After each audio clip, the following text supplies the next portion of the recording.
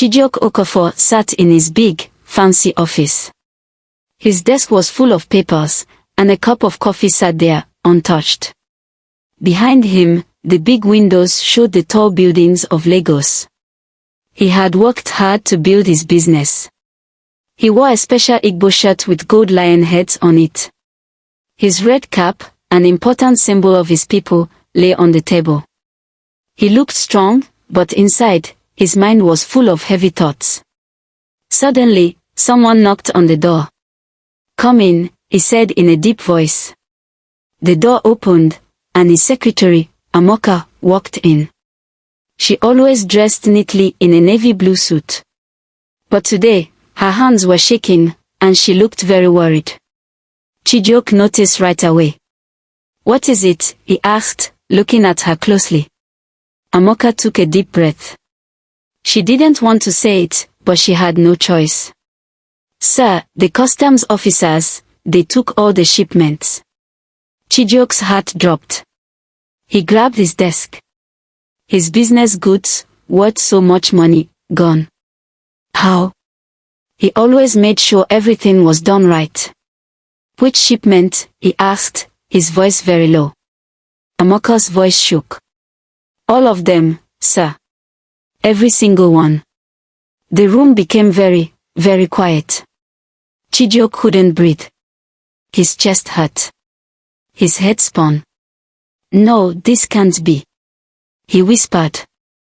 He stepped back, holding his chest. The pain got worse. The whole room looked like it was moving. His legs felt weak. Then, he fell.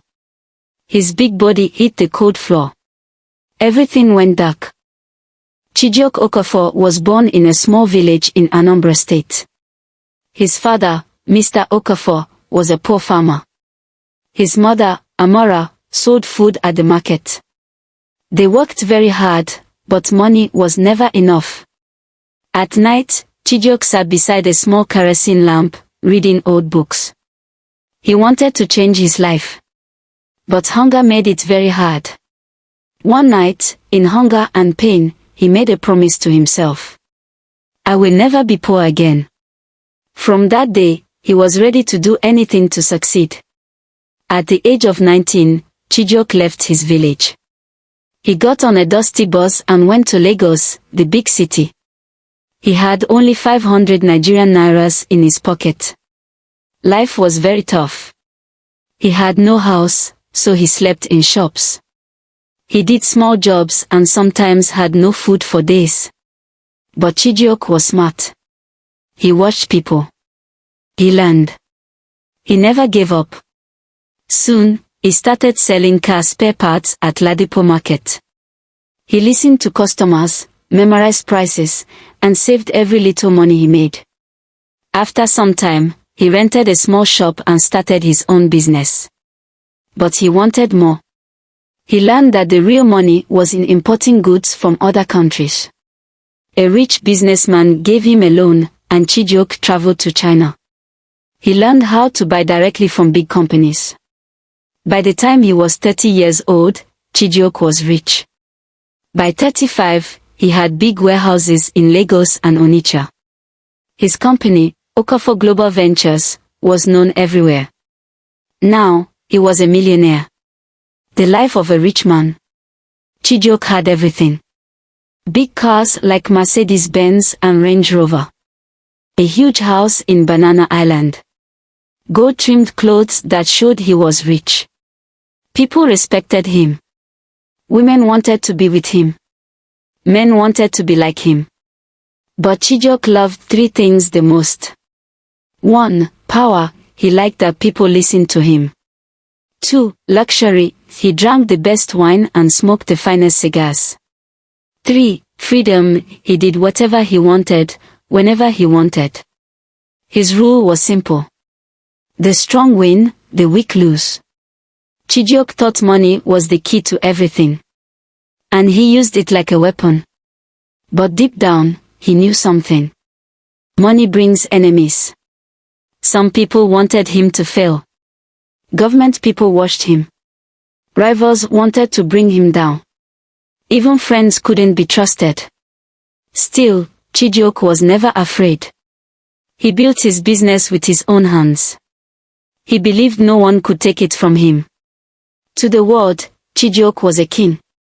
But when the parties were over, when the music stopped, and when he was alone in his big house, he just stared at the ceiling. There was something missing. Something he couldn't buy. And soon, he would learn just how easy it was to lose everything. Before Chijioke became rich, before he had big houses and big businesses, there was Adiku, the woman who loved him first. She was not just his wife, she was his best friend. Adiku grew up in a good home. Her father was a school principal. Her mother was a church leader. She learned about love, respect, and family from them. When she met Chijioke, he was still poor. He worked hard every day, trying to build a business. She believed in him. When he had no money, she stayed with him. When he felt sad, she made him smile. When he failed, she prayed for him. Their wedding was simple and happy. She married him because she loved the man, not the money. But when money came, everything changed. At first, life was sweet. Chijioke bought Adiku gold jewelry. He took her on trips to other countries. He bought her a big house in Ikoyi. People envied her. But inside the house, Adiku felt very lonely. Chijioke was never home. He was always working, traveling, or at parties. When she called him, he didn't answer. When she tried to talk to him, he ignored her. When she begged him to spend time with her, he called her needy. Adiku watched him change. He was no longer the man she married. But Adiku was a strong woman. She took care of the home. She raised their children. She made sure Chijioke's family was okay. When his mother was sick, she nursed her. When his sisters needed money, she helped them. When his business had problems, she prayed for him. But when she needed him, he was never there. One day, Chijioke started talking to her differently. He compared her to other women. Why don't you dress like other women in your class? You are too local, Adiku. I don't have time for your nagging. Adiku felt hurt, but she kept quiet. She believed in marriage. She believed in love. But the worst part, Chijioke stopped seeing her. Even when he was home, his mind was far away. She could be talking to him, but he didn't really listen. She felt like she was just another piece of furniture in the house. One night, Adiku set the dining table and waited for him. She waited for hours. Finally, she heard his car drive into the compound. She ran to the door, hoping tonight would be different. Maybe he would sit with her. Maybe he would ask about her day. Maybe he would love her like before. Chijioke walked in, smelling like alcohol and perfume. "Welcome, my husband," she said softly. He barely looked at her. "I'm tired, Adiku." "I made your favorite soup," she said, trying to make him happy. He sighed. "I already ate." Adiku's heart hurt. She looked at him. "Chijioke, do you still love me?" For a moment, he paused. Then he simply said, "I need to sleep." And he walked past her, leaving her standing alone. That night, Adiku sat by the window, looking at the city lights. She had given him everything, her love, her time, her prayers.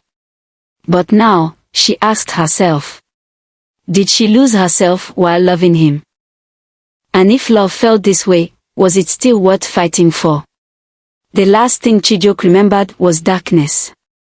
He had been sitting in his big office when his secretary told him, "Sir, all your goods are gone." His heart stopped for a moment. His hands shook. His chest hurt. Then, everything went black. When he woke up, he was in a hospital. The room was white. The lights were bright. A machine was beeping beside him. And then, he saw Adiku. She was sitting next to him, holding his hand. She looked tired and sad. Chijioke, you are awake. Her voice was soft, almost like she was afraid to talk. He tried to sit up, but his body was weak. What happened? He asked. You fell in your office, Adiku said. The doctor said it was too much stress. Stress. Chijioke closed his eyes. He knew the truth. This was not just stress. This was disaster. His business was crashing. His money was disappearing. For the first time in many years, he felt something he had forgotten. Fear. Weeks passed. Everything got worse. People who once respected him now avoided him. His phone rang with calls from people he owed money. The news spread fast. Chijioke is finished. He is not rich anymore. He has lost everything.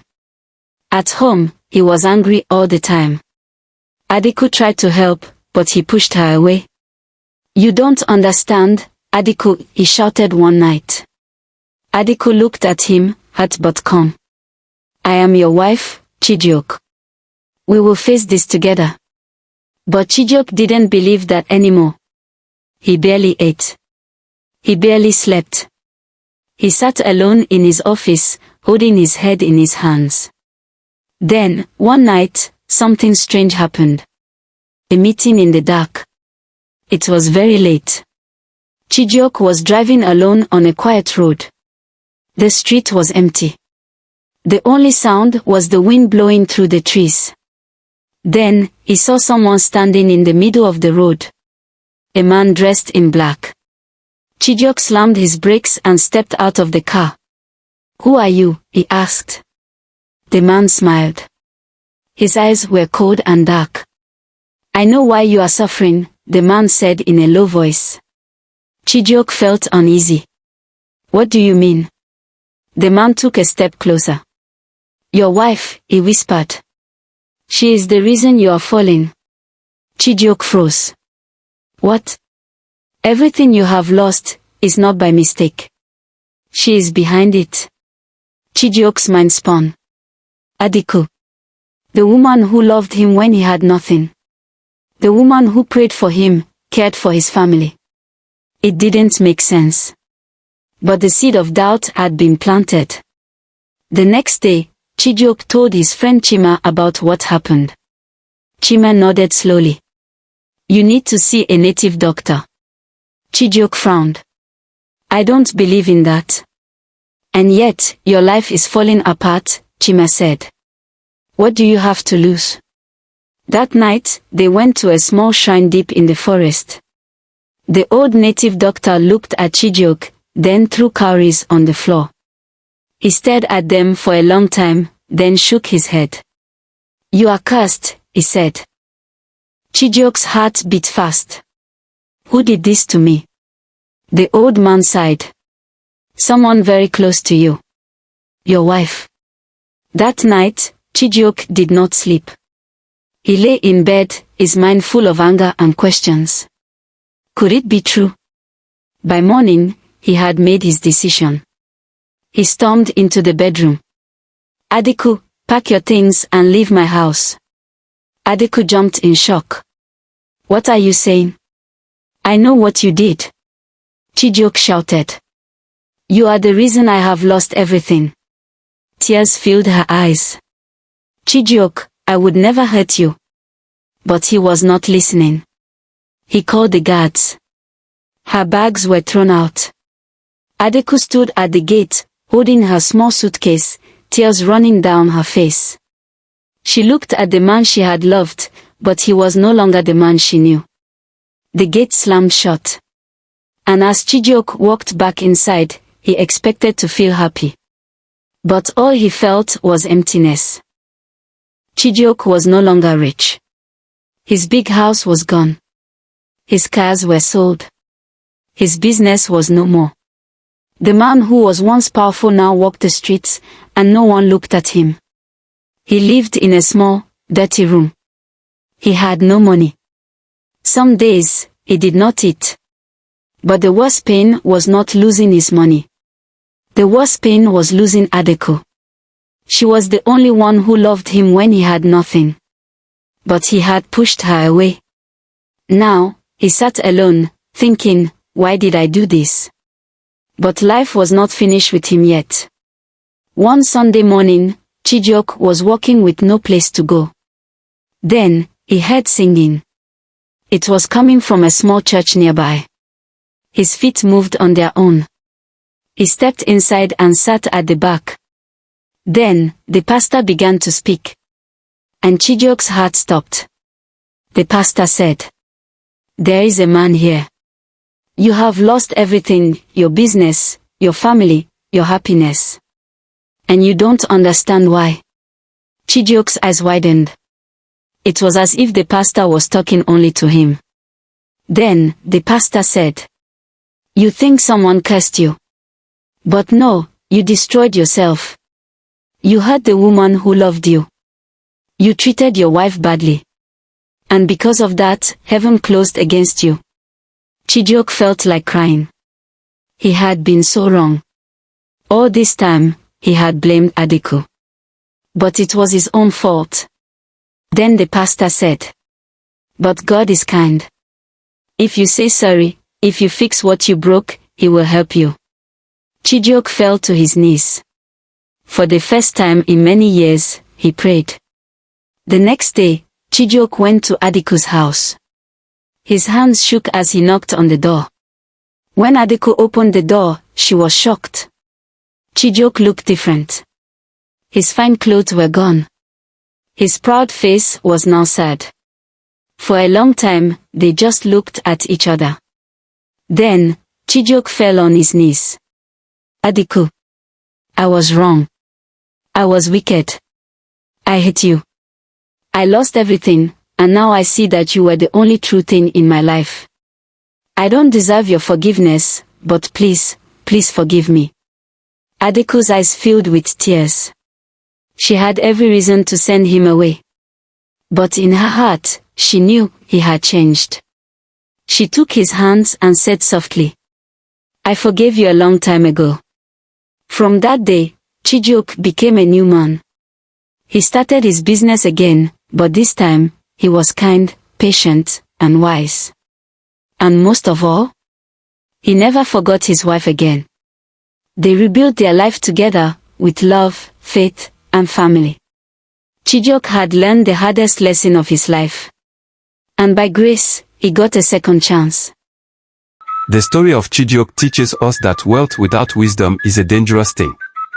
He climbed to the top, but in his pride, he forgot the people who stood by him. He pushed away the one person who truly loved him, his wife, Adeku, and in doing so, he lost everything. But his fall was not the end. True redemption begins when we humble ourselves, admit our mistakes, and seek to make things right. Chijioke learned that money can be lost and regained, but love, trust, and family are treasures that should never be thrown away. No matter how far we fall, there is always a chance for a new beginning if we are willing to change. If you found this story powerful and inspiring, don't keep it to yourself. Comment below and tell us your thoughts. What lesson did you learn? Share this story with your friends and family so they can learn from Chijioke's journey too. Like this post if you believe in second chances and the power of redemption. Subscribe for more captivating stories that will move your heart and make you think. More stories are coming your way, don't miss out.